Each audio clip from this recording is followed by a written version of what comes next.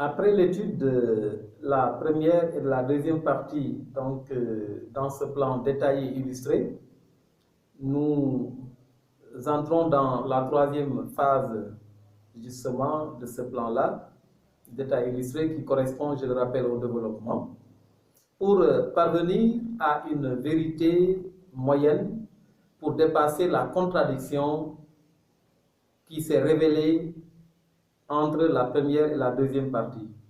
Et donc à rappeler, chers candidats, chères candidates, que nous sommes dans une démarche dialectique qui nous a amené dans un premier temps à élaborer une thèse donc en faveur un peu de l'opinion de l'auteur qui voudrait que la poésie soit une source d'espoir, et une deuxième partie qui nous a amené à montrer les limites d'une telle conviction, d'une telle affirmation, nous rappelant que la poésie peut le plus souvent plutôt, s'éloigner en fait des questions, des préoccupations sociales et politiques. Et donc, sont apparues à travers ces deux parties une thèse, la première partie, et une antithèse, la seconde partie. Nous allons donc, dans cette troisième partie, enclencher la synthèse qui souvent paraît assez délicate, voyez, de votre part, chers candidats, chères candidates, parce que tout simplement, vous amenant, comme je le disais tantôt, à dépasser la contradiction entre ces deux parties et à trouver, comme on pourrait le dire de façon assez littérale, donc à trouver un terrain d'entente, c'est-à-dire à dépasser la contradiction qui a été soulevée. Donc on en arrive ici, si vous voulez bien, à réconcilier donc la thèse et l'antithèse qui faisaient l'objet des deux premières parties. Donc c'est un travail ici qui va nous mener au dépassement de la contradiction pour trouver une vérité moyenne. Nous avons eu dans une première partie en réalité à prouver la véracité un peu des propos de l'auteur, donc à vérifier, voilà, donc le bien fondé de la pensée de Senghor. Nous avons eu dans une deuxième partie à rectifier, donc à montrer les limites, le paradoxe d'une telle pensée. Et là, nous sommes appelés ici à concilier les deux idées. Voilà. Alors, cette première partie, donc, qui sera évidemment la moins longue, comprendra deux paragraphes. Dans le premier paragraphe, dans la première partie, nous avons eu à traiter, donc, nous avons eu affaire à 3 paragraphes. Dans la deuxième partie, 3 paragraphes également. Cette fois-ci, par souci d'équilibre, nous avons eu à enclencher donc 2 paragraphes. L'idée donc qui constitue la quintessence de cette partie est celle-ci. Le genre poétique concilie une dimension individualiste et artistique avec la pertinence ou l'utilité du message. Donc, pour dire, comme je l'ai rappelé tantôt, que la poésie peut être dans une posture telle qu'elle n'est pas tout à fait combat, ou uniquement plutôt combat contre la misère, contre les inégalités, contre l'injustice, mais elle pourrait en même temps que le poète mène ce combat, apparaître la poésie également comme une belle œuvre en réalité. Elle pourrait, tout en traduisant une préoccupation personnelle, prendre en charge les préoccupations de toute une communauté, de tout un peuple. Pour dire quoi en plus simple, à travers un premier paragraphe, pour dire que d'une part, la poésie est un dépassement de soi, un lyrisme social, un lyrisme humanitaire. Donc la poésie qui apparaît au départ comme un lyrisme strictement personnel, comme un repli sur soi, peut être l'occasion pour le poète de transcender sa personne est donc de faire de sa situation celle de ses semblables, les humains.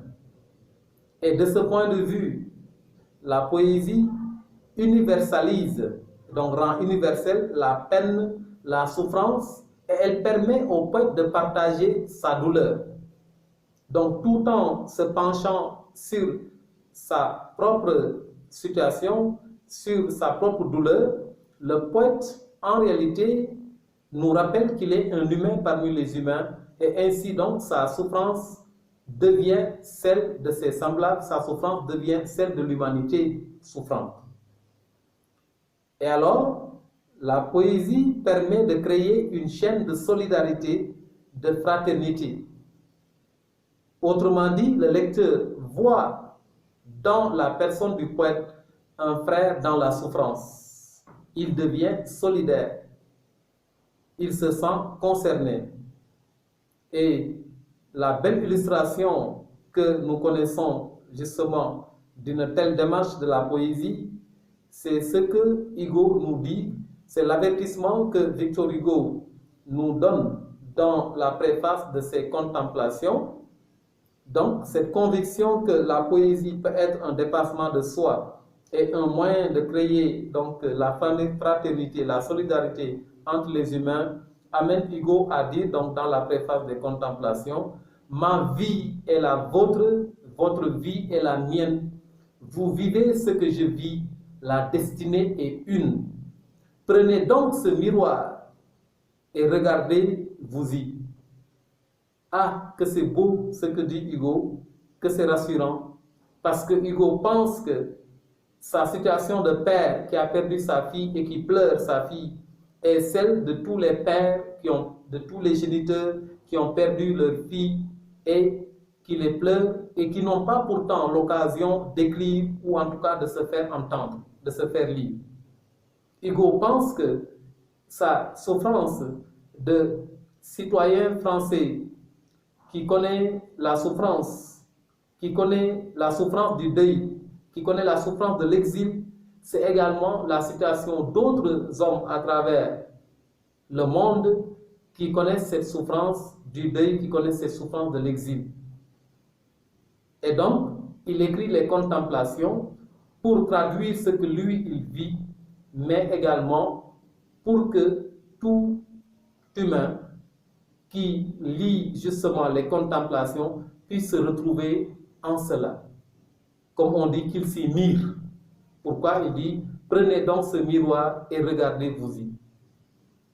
Et d'ailleurs, il précise dans un de ses écrits intitulé donc Prose philosophique, parlant en fait de la situation du monde en général, se penchant, réfléchissant sur la société de façon générale, il dit ceci: rien n'est solitaire, tout est solidaire.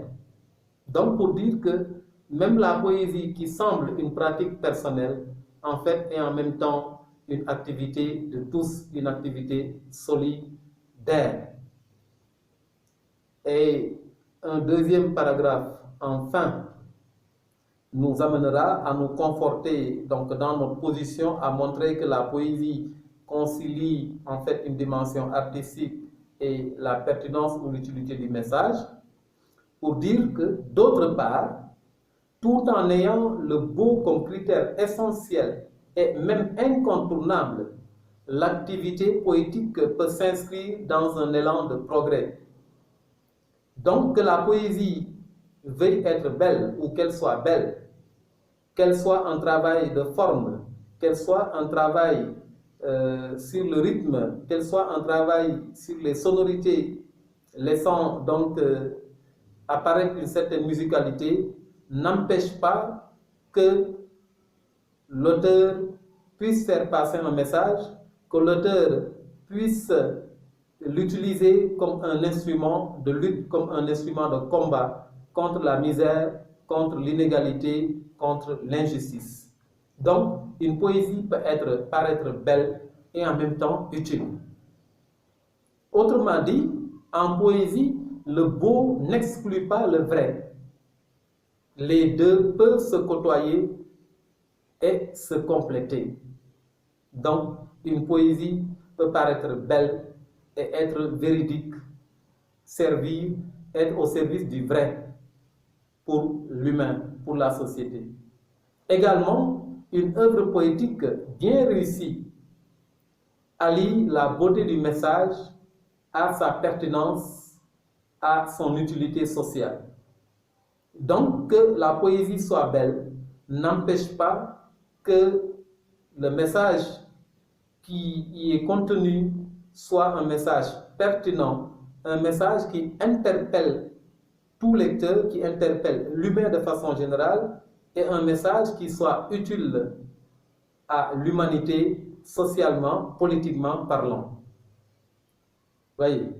Donc, pour illustrer d'ailleurs une telle conviction, pour illustrer cet argument, nous convoquons donc un auteur, Clovis Hugues, qui propose cette définition de la poésie en disant « La poésie n'est grande que si elle complète le rêve par l'idée, l'idée par l'action. » Donc, pour cet auteur, Clovis Hugues, la grandeur de la poésie, l'accomplissement de la poésie comme œuvre d'art réside dans le fait que le rêve et l'idée puissent se côtoyer.